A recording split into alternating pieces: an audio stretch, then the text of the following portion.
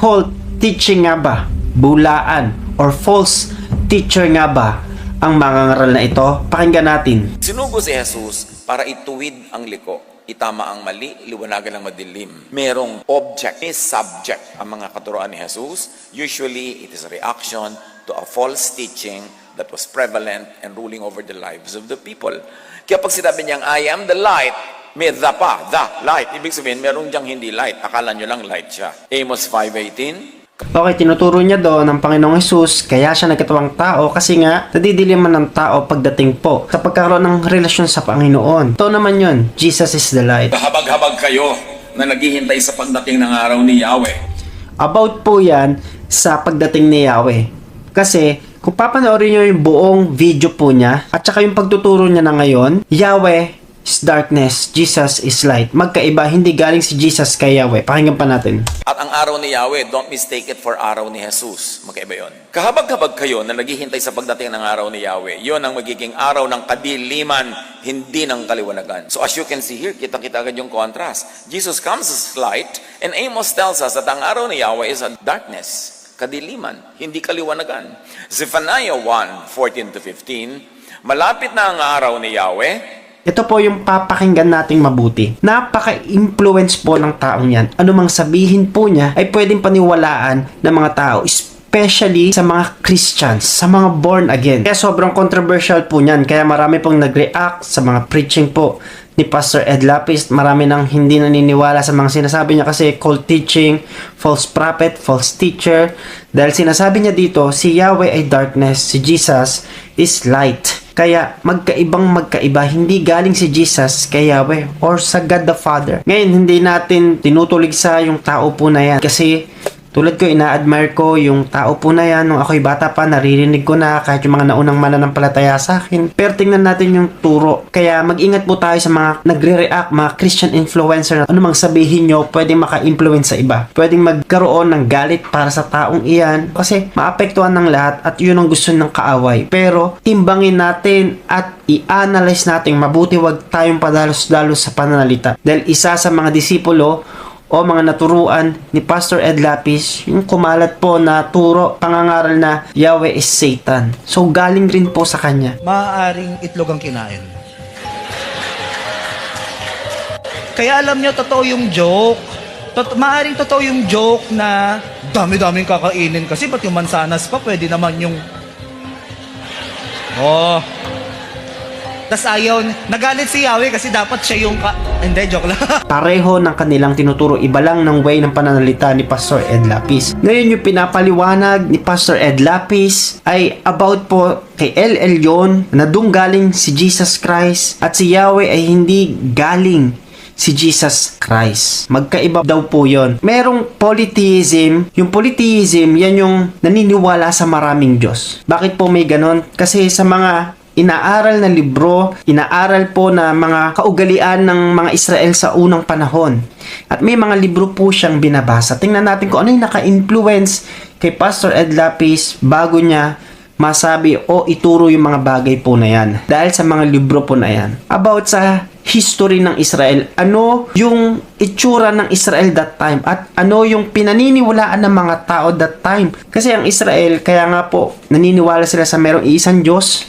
Dahil maraming gustong ipaniwala ang mga pagano sa mga bayan ng Israel o sa bayan ng Israel na ito ang paniwalaan nyo, Greek gods, ang dami po niyan, si Zeus, si Athena, Poseidon, polytheism po yun. Pero ang Israel, ang bayan ng Israel, mga Christian naniniwala sa isang Diyos, sa Trinity. Monotheism naman ang tawag na yun. Huwag po kayo malilito. Polytheism, naniniwala sa maraming Diyos, at monotheism, naniniwala sa nag-iisang Diyos. At dito tayo nag-i-stand. Pagdating po dito sa pangangaral ng mga nag-aaral po tungkol sa historical background ng Israel, marami po ang naniniwala sa maraming Diyos. Number one na gusto kong sabihin sa inyo, yung knowledge about historical books, mga inaaral ng mga Kristiyano, especially sa mga theologians. Lahat tayo mga theologians, mga nag-aaral patungkol sa Panginoon.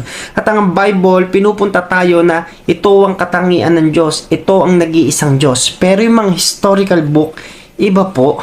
Ang historical book, lalo na yung mga nakaka-influence, especially kay Pastor Ed Lapis, Tingnan nyo po, sinishare niya kung ano yung mga librong binabasa niya. Ito yung mga historical book na dinadrive tayo patungkol doon kung ano yung pinaniniwalaan ng mga tao. Hindi papunta sa Panginoon, kundi papunta sa history. Ano ba yung pinaniniwalaan that time? Polytheism. Maraming mga Diyos. Pero ang Bible, tinuturo, merong isang Diyos. At yung quotable sa mga preaching po ni Pastor Ed ay mga selective, mga cherry picking po ba? Kinukuha lang yung may mga darkness, Yahweh, Jesus, light. Yun po yung pinag-compare. Kaya nagkakaroon ng contrast. Pero malinaw doon sa mga judgment pagdating sa Old Testament, yun ay paghatol dahil sa mga maling ginawa ng Israel at paglaban, pagrebelde sa Diyos. Kaya merong paghukom. Yung paghukom na yon ay hindi maganda. Alam natin ang paghuhukom sa Old Testament sobrang grabe. Kaya wala ka talagang makikitang maganda. Kaya kinategorize nila si Yahweh, mahilig sa napakaraming aral, law, mosaic law, murderer, punisher, judge. Yan si Yahweh. Sinabi sa preaching ni Pastor. At ibang-iba kay Jesus na full of grace, full of love, merciful. Yan si Jesus. Galing kay Leon at hindi si Yahweh. Pero yung mag-conclude tayo mga kapatid, i-interpret natin. Pangalawa po, interpretation. Interpret natin na si Yahweh ay Satan. Yahweh is darkness. Masyadong mabigat po yun mga kapatid. Masyadong crucial. Kasi kung alam nyo po ang salitang Yahweh, tetragrammaton, walang vowels, at hindi dapat binibigkas. Kaya nga po nagkaroon ng Adonai na ibig sabihin Lord. Adonai na lang po yung tinatawag kasi sobrang sacred ng Yahweh. At sobrang bigat na conclusion na sabihin na si Yahweh ay Satan at hindi galing si Jesus. Ang Biblia, patungo tayo doon sa nag-iisang Diyos. Ang historical book, pinapaunawa sa atin kung ano lang yung itsura at pananaw ng mga tao sa panahon ng Biblia, ancient day. Pero hindi ibig sabihin nun na yun ang paniniwala ng karamihan doon, mga pagano, ay yun na yung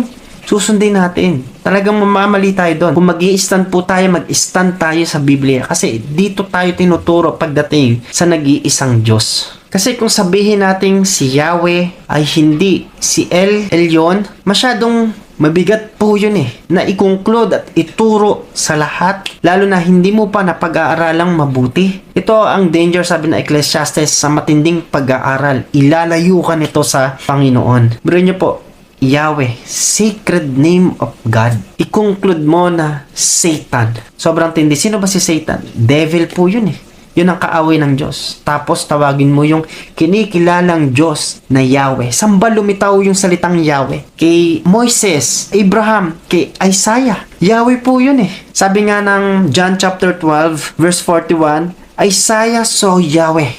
Nang ibig sabihin, Isaiah saw Jesus' glory. Yung glory sa Old Testament na tinatawag na Yahweh ay glory ni Jesus din po yun mga kapatid. Pinatunayan ng Bible, Isaiah, ni John, na yung nakita, kahit kay Moises po doon nakita yung Yahweh.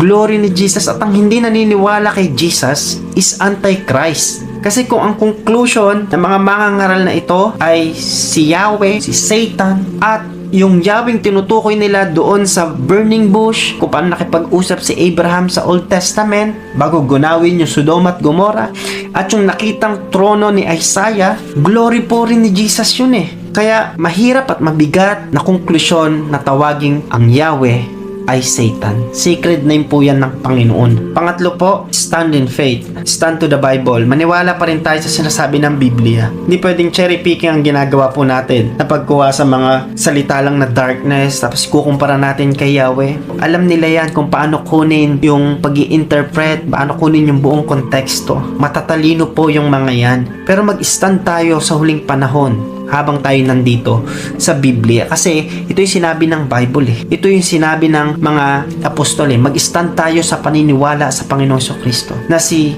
Jesus ay galing kay Yahweh at si Yahweh ay hindi totoong si Satan. Paniwalaan natin yung sinasabi mismo ng Panginoong Kristo na ibinilin ng mga apostol. Ito kasi yung sabi ni Apostol Juan. Ngunit ang hindi kumikilala na si Jesus ay naging tao ay hindi isinugo ng Diyos kundi ng espiritu ng Antikristo.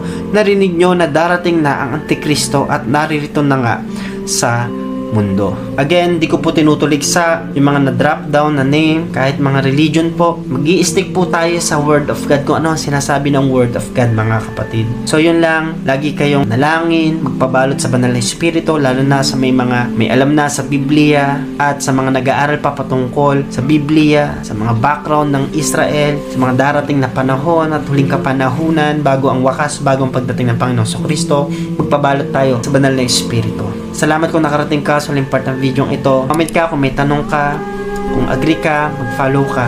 God bless you. Hanggang susunod na pagkikita. God bless.